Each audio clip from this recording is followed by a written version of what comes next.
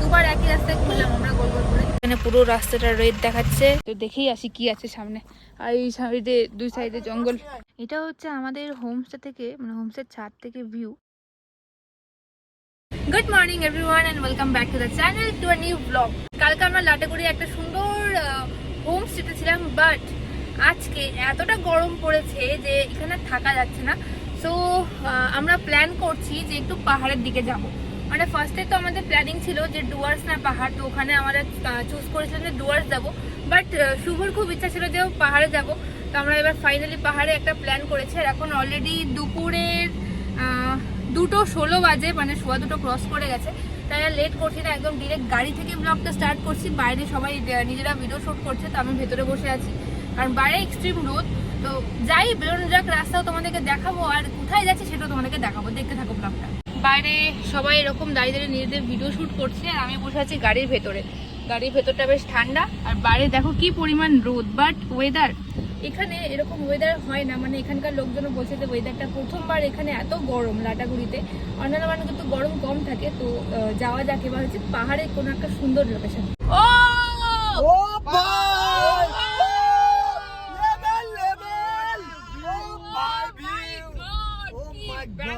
সামনে পাহাড়, পাশে ট্রেন, নিচে নদী, উপরে ব্রিজ। ভিউটা দেখো, জাস্ট ভিউটা ফাটাফাটি। ও এদিকে দেখ, এদিকে মেন ভিউটা শেষ হয়ে যাচ্ছে। Level level. ট্রেনের সাথে সাথে আমরা যাচ্ছি গাইস, সামনে থেকে জাস্ট ভিউটা দেখো তোমরা। তো আমরা বেরিয়ে পড়েছি রাস্তাতে আর আমাদের ডেস্টিনেশন এখান থেকে অলমোস্ট 73 কিলোমিটার। আর আমরা কোথায় যাবো সেটা তো গিয়ে দেখাচ্ছি। এখান থেকে জাস্ট ভিউটা দেখো কত সুন্দর লাগছে দেখতে। আর গাইস এক্সাইটেড, আমাদের ফিক্সই হয়নি যাতে সামনে ভিউটা দেখো। ট্রেনের পাশে পাশে আমরা চলবো জাস্ট। ওই তো আর কি, মানে পাহাড় অবধি জায়গা যাবো, এইটুকু ভরসা আছে আমাদের নিজেদের উপর। মানে যেমনটা আমরা ঠিক করিনি যে ডুয়ার্সে কোথায় যাবো, এমনটা আজকেও আমরা ঠিক করিনি যে কোথায় যাচ্ছি, বাট চলে যাচ্ছি। আর এদিকে ছিল আমরা এখনো পাহাড়ে কিন্তু উঠিনি। এখন টাইমটা একবার দেখিয়ে দে, কটা বাজছে? এখন বাজে 2:57, মানে আমরা এখন পাহাড়ে উঠে স্টার্টই করিনি। 2:57 বাজছে। কখন পৌঁছাবো কিচ্ছু জানি না, ঘর পাবো কিনা তাও জানি না। মানে গরম আর সহ্য হচ্ছিল না আমাদের, প্রচন্ড গরম ছিল ডুয়ার্সে, তাই জন্য আমরা পাহাড় চলে যাচ্ছি। মানে ওর খুব ইচ্ছা ছিল পাহাড় যাওয়ার, তো ফাইনালি ওর ইচ্ছে হচ্ছে পূরণ হচ্ছে। চলো, এত সুন্দর একটা ভিউ। সামনে জল খাচ্ছে তো, জল খাওয়াটা হই যায়। এই দেখো দেখো দেখো, গরমে এরা পাগল হয়ে গেছে, কি করবে? এই দেখো জল খাচ্ছে। হেভি কিউট না? হেভি কিউট একদম। ছোটগুলোকে দেখলে সত্যি। আর সামনেই পড়বে হচ্ছে আমাদের করোনেশন ব্রিজ, আর এই ধারে হচ্ছে তিস্তা। তিস্তায় কিন্তু এখন অনেক জল আছে, মূর্তিতে যেমন একদমই জল ছিল না। আমরা কিন্তু অ্যাকচুয়ালি এখন পাহাড়ে উঠে গেছি। হ্যাঁ, পাহাড়ে উঠছি আর এবার সামনে হচ্ছে ব্রিজ পড়বে। ব্রিজ পার করে আমরা যাবো ওই সাইডের রাস্তায়। তো এখান থেকে আমরা সোজা চলে যাব গ্যাংটকের রাস্তায়, টার্ন নেবো এখান থেকে, ঠিক আছে? না না, ভুল বলছি। গুগল ম্যাপের উপর ভরসা যখনই করি তখনই এরকম কিছু না কিছু একটা হয় যে সোজা রাস্তা থেকেই ও এমনভাবে ঘুরিয়ে পিছিয়ে দেখায় যে আমাদের মনে হয় যখন ভুল রাস্তা চলে এসেছি। আমরা ভুল রাস্তায় যাচ্ছিলাম না, বাট তাও আমাদের মনে হলো, তাই দুবার একই রাস্তায় ঘুরলাম আমরা গোল গোল করে। এখনও অলমোস্ট আমাদের পাহাড়ে উঠতে, মানে মেন সিটিতে উঠতে 40 কিলোমিটার লাগবে। আর এই হচ্ছে সামনের রাস্তা। দিল্লাদা বোধহয় কেমন লাগছে তোমার গাড়ি চালাতে পাহাড়ের রাস্তায়? সেই ভয়ঙ্কর, সেই ভয়ঙ্কর লাগছে। আচ্ছা, আর লিমিট 15 আর গাড়ি আছে 28 না। যাই হোক, সামনের রাস্তাটা খুব সুন্দর, একদম জঙ্গলের ভেতর দিয়ে একটা রাস্তা, ভালো লাগছে। আর আমি আমার ম্যাপ হাতে নিয়ে বসে গেছি, কারণ আমি ম্যাপ দেখে দেখে বলছি আর দিল্লাদা গাড়ি চালিয়ে চালিয়ে যাচ্ছে, ভালো লাগছে। তো যাওয়া যাক, এখন কতক্ষণ লাগবে যেতে, কি অবস্থা হয় কি কিছুটা, তারপর আবার দেখাচ্ছি। আলাদাই নজারা হয়ে গেছে।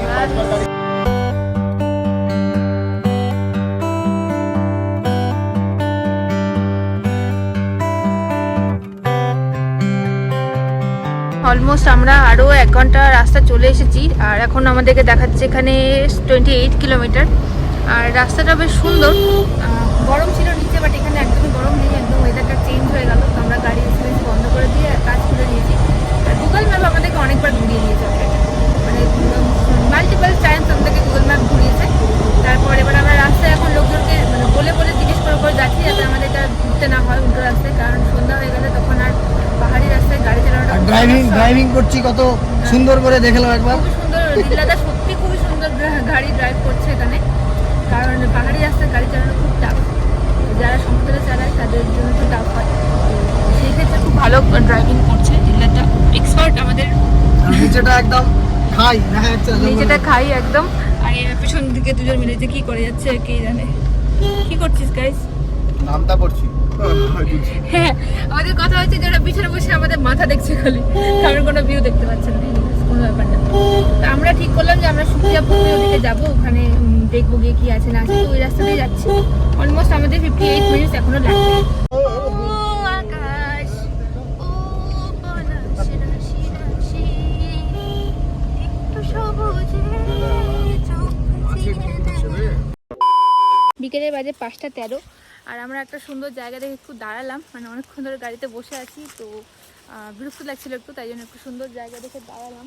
এখানে খুব সুন্দর একটা ভিউ আছে, মানে রাস্তাটা খুব সুন্দর, চারিদিকটা এরকম জঙ্গল, আর এখানে ঝর্ণা আছে ওই সাইডটা, কি ঝর্ণা দিয়ে জলের আওয়াজ মানে হচ্ছিল, সেই দেখে আমরা থামলাম আর কি। আর মোটামুটি যেতে এখনও আমাদের 25 কিলোমিটারের কাছাকাছি, যেতে এখনও অনেকটা টাইম লাগবে। তো সবাই টায়ার্ড হয়ে গেছে গাড়িতে বসে বসে, তারপরে যেভাবে গুগল ম্যাপ আমাদেরকে ঘোরাচ্ছে, তো ওই যে ঝর্ণাটা, আমি জানি না এখান থেকে কতটা দেখা যাবে, বাট ওই যে সেই ঝর্ণা যেটা আওয়াজে আমরা দাঁড়িয়েছি আর কি, পুরো এরকম জঙ্গলের মাঝখানে। তো আমরা পড়ে গেছি বিশাল ট্রাফিকে, মানে সামনে প্রচুর ট্রাফিক, মানে প্রচুর ভিড় জ্যাম, আর দেখো এখানে পুরো রাস্তাটা রেড দেখাচ্ছে, মানে আমাদের রাস্তা তো কম হয়ে গেছে 13 কিলোমিটার, বাট টাইমিং অনেক বেড়ে গেল।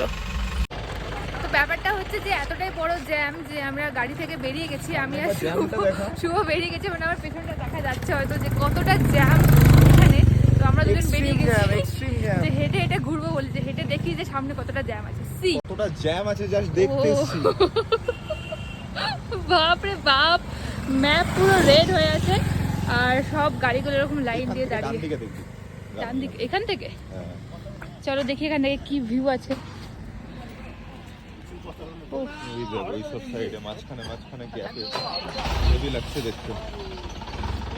নাজারা তো খুব সুন্দর এখান থেকে, বাট ব্যাপারটা হচ্ছে যে 6:21 বাজে, আর একটু পরেই অন্ধকার হয়ে যাবে। অলরেডি আমাদেরকে তার আগে চেষ্টা করতে হবে পৌঁছানোর। অন্ধকার হয়ে গেলে একটা বেস্ট সলিউশন হচ্ছে সামনে যে গাড়িটা থাকবে তাকে ফলো করা, না ডিরেক্ট ফলো করতে হবে না, তার থেকে একটু ডিস্টেন্স মেনটেন করে ফলো করতে হবে। যদি সে ঢুকে যায় গিয়ে, তাহলে যেন আমি আবার থাকতে পারি, একটু পিছিয়ে আর থাকতে পারি। বাট এখানে এরকম হাঁটতে ভালো লাগছে, গাড়িগুলো যাচ্ছে, দেখি আমরা হাঁটতে হাঁটতে আমাদের গাড়ি আসে কিনা। তো আমরা প্রায় চলে এসেছি, আর সামনে রাস্তাটা সাংঘাতিক। নিচে দেখো, ডান দিকটা দেখো, দেখে কিন্তু রাস্তাটা সাংঘাতিক, দেখে ডান দিক পুরো ফাঁকা, বাম দিকও রাস্তা। এটাই রাস্তা কি? দাঁড়িয়ে যাও হ্যাঁ হ্যাঁ হ্যাঁ, হ্যাঁ এটাই দেখাচ্ছে। একটু দাঁড়াও, নিচে গিয়ে দেখে আসি ওখান থেকে আমি। যাও। ও মাই গড, এই হচ্ছে সেই রাস্তার সামনে, সরি একটু দেখাই। ও গড, ও সাংঘাতিক রাস্তা, ওইদিকে যেতেই ভয় লাগছে, সাংঘাতিক হয়ে আছে রাস্তাটা, ভয়ঙ্কর লাগছে, বাট ভালো লাগছে, আমার খুব ভালো লাগে এরকম অ্যাডভেঞ্চার। তো দেখেই আসি কি আছে সামনে, আর এই সাইডে দুই সাইডে জঙ্গল। চ, তো এই হচ্ছে রাস্তার কন্ডিশন, আর ও আমাদেরকে পিক আপ করতে এসছে, এই দেখো ও আমাদেরকে পিক আপ করতে এসছে। আচ্ছা নিচে না, ওর নাম কি? এর নাম তো আমি জানি না, এমনি তোমার সাথে চলে রাস্তার আচ্ছা ভালো। পাহাড়ের এটাই একটা ইয়ে যে পাহাড়ে কুকুররা না, মানে লোক দেখলে চলে আসে সঙ্গে সঙ্গে, কিন্তু তার মধ্যে এই কুকুরগুলো আমাদের ওখানে মানে কেনা কুকুরের মতন একদম কি কিউট দেখতে। স্পিচ। আর ওই যে আমাদের গাড়ি আসছে, অফরোডিং ভাই, এটা অ্যাকচুয়াল অফরোডিং ভাই, বিশাল অফরোডিং। তোমাদের ওই দিক দিয়ে আসছে না, হ্যাঁ তোমাদের রাস্তা বোঝাতে পারতাম না, আচ্ছা বুঝলে, ওই জন্য তোমাদের শর্টকাটটা নিয়ে এলাম। ঠিক আছে, অফরোডিং করছি একেবারে, দেখতেই পাচ্ছ যে পুরো অফরোডিং এর ফিলিং, আর ডান দিকটা পুরোটা একেবারে পাহাড়ের যেটা একদম নিচু স্থান, একেবারে ফাঁকা জায়গা, আর সত্যি পুরো অফরোডিং এর পাহাড়ের মজা ধার, নিচ্ছি। এটা পাহাড়ের ধার, এখান থেকে খাড়ি চলো। সো ফাইনালি আমরা এসে গেছি আমাদের হোমস্টেতে, যেটার নাম হচ্ছে গোড়াশায় শেরপা হোমস্টে। আর অনেকটাই দূর, অনেকটাই ভেতরে, বাট জায়গাটা ভালো। তো আমি আমার রুমটা দেখাচ্ছি একবার। এই হচ্ছে আমার রুম, যেটা আমি নিয়েছি হোমস্টেতে। ভীষণ সুন্দর, একদম নিট অ্যান্ড ক্লিন, আর একদম নতুন, দেখে বোঝাই যাচ্ছে একদম নতুন হয়েছে হোমস্টেটা। পুরো উডেন ফিনিশ চারিদিকটা। এখানে কার্টেন্স আছে, বেড আছে, ডাবল বেডের রুম এটা। তার সাথে ব্ল্যাঙ্কেট আছে, এদিকে একটা আছে আলমারি। এটাও কিন্তু একদমই নতুন, মানে সমস্ত কিছুই নতুন। আর এখানে একটা আমি ব্যালকনি দেখতে পেলাম, একটু খুলে দেখি কি আছে।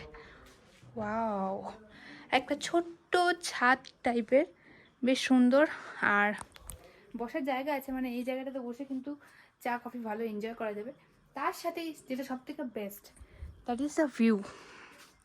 আমি জানি না ক্যামেরা কতটা আসছে, বাট এইখান থেকে যা ভিউ আসছে না, এটা শুধু আমিই দেখতে পাচ্ছি। এই দেখো, এই দেখো, মানে পুরো শহরটা দেখা যাচ্ছে এখান থেকে, আর লাইট জ্বলছে, পুরো মানে তারার মতো লাগছে দেখতে, দারুণ। আর এই ছাদেই রয়েছে এখানকার ওয়াশরুম, খুব সুন্দর, নিট অ্যান্ড ক্লিন। গিজারও রয়েছে, বেসিন আছে, মিরর আছে, সমস্ত কিছু রয়েছে। আর এখানে কিন্তু সব কিছু প্যাকেজে ইনক্লুডেড থাকছে, ফুডিং আর লজিং নিয়ে। বাকি সমস্ত কিছু আমি পরে বলবো, পরে ভিডিওতে আসবে। এখন প্রচণ্ডই টায়ার্ড হয়ে গেছি, একটু স্ন্যাক্স খাই, বাকি কথা পরে হবে। এটাকে কি ম্যাজেস্টিক ভিউ বলা হয়? একদম। এটা হচ্ছে ম্যাজেস্টিক ভিউ, সাথে এরকম একটা পকোড়া, যেটা আমি হাফ খেয়ে ফেলেছি। আর তার সাথে রয়েছে চা, এত সুন্দর চা, পেঁয়াজি। আর পেঁয়াজি। তো রাতের বাজে অলমোস্ট 10টা। আমি যাচ্ছি এখন ডিনারে। তো সন্ধ্যাবেলা স্ন্যাক্সে আজকে পকোড়া চাটা সব ছিল, ওগুলো খাওয়া দাওয়া করে আমরা ম্যাগিও খেয়েছিলাম। এখন যাচ্ছি তো ডিনারে গিয়ে দেখি যাচ্ছে কি আছে। তো বসে গেছি একদম ডিনার টেবিলে। আর এই জায়গাটা কিন্তু একটা ঘর, মানে একদম বাড়ির ভেতরে একটা ঘর, তার ভেতরে ডাইনিং টেবিল পাতা আছে, সেখানে আমরা আজকে বসেছি ডিনার করতে। ডিনারে কি আছে একটু দেখিয়ে দিই। ডাল আছে, হ্যাঁ ডাল আছে, সবার পাশে দেখা এখানে রুটি আছে। আর পাহাড়ের রুটিগুলো না খুব সুন্দর হয়, একদম ছোট ছোট কিউট, আর অনেকটা নরমও হয়। এখানে একটা বেগুনের সবজি আছে, পাহাড়ের স্পেশাল। তার সাথে এখানে স্যালাড আছে, পাঁপড় ভাজা আছে, আলু ভাজাও ছিল। আর আছে হচ্ছে আজকে স্পেশাল চিকেন কিন্তু বেশ সুন্দরভাবে সার্ভ হয়েছে, খুব ভালো লাগছে দেখতে। আর লঙ্কা টঙ্কা সমস্ত কিছু আছে। এই জায়গাটা আমার অ্যাকচুয়ালি খুব ভালো লাগলো, মানে একদম পুরো ঘর ব্যাপার, ঘরের মতো মনে হচ্ছে, ঘরেই বসে খাচ্ছি। আর তাছাড়া এখানকার বাইরের ভিউ তো আছে, খুবই সুন্দর। তো সবাই বাকিরাও বসে পড়েছে খেতে। আর শুভকে একটু বলি কেমন লাগছে ভাই। অসাধারণ, এত সুন্দর সুসজ্জিত একটা ব্যাপার ভাই, পুরো বাড়িওয়ালা ভাই। সত্যি মনে হচ্ছে আমি আমার বাড়িতে ডাইনিং টেবিলে খেতে বসেছি। অসাধারণ একটা ব্যাপার। আর এটা কি বেগুন ভর্তা? বেগুন ভর্তা টাইপ কাইন্ড অফ পাহাড়ি এটা রেসিপি দেখতে কিছু আমার হবে। খুব ভালো লাগছে। আর চিকেন গুলো কিন্তু বেশ সুন্দর, মানে আলাদা দেখতে। আর সাজিয়ে দিয়েছে দেখেছিস আর কি সুন্দর। রুটিটা দেখেছিস কত কিউট। হোমস্টেতে থাকার কিন্তু এটা একটা But বেশ সুবিধা। এটা ছোট হতে পারে, বাট কিন্তু একটু মোটা। ওয়াও, আমি তার সাথে এত ভেবেছিলাম সুন্দর রয়্যাল ফিলিংস। একবার মগটা দেখ কি সুন্দর। আমি ভেবেছিলাম যে রুটি খাবো না, ভাত খাবো, কিন্তু রুটিটা দেখে আমার মধ্যে একটা রুটি আমি খেয়েই নি। ঠিক না, একদম খুব ভালো লাগছে। যাই হোক, আজকে আর ভিডিওটা বড় করবো না, অনেকটা রাস্তা এসেছি, তো এখান থেকে খাওয়া দাওয়া করে রেস্ট নেবো। আবার দেখা হবে কালকে ভিডিওটা, ততক্ষণ জন্য টাটা। এটা হচ্ছে আমাদের হোমস্টে থেকে, মানে হোমস্টের ছাদ থেকে ভিউ। ওই দিকটা হচ্ছে সিকিম, আর এই সাইডটা হচ্ছে নেপাল। মানে এখন বোঝানো যাচ্ছে না, বাট যা ভিউ আসছে না, দেখে মনে হচ্ছে কি উপর থেকে গ্লিটার ছড়িয়ে দিয়েছে। খুব সুন্দর লাগছে দেখতে। Yeah.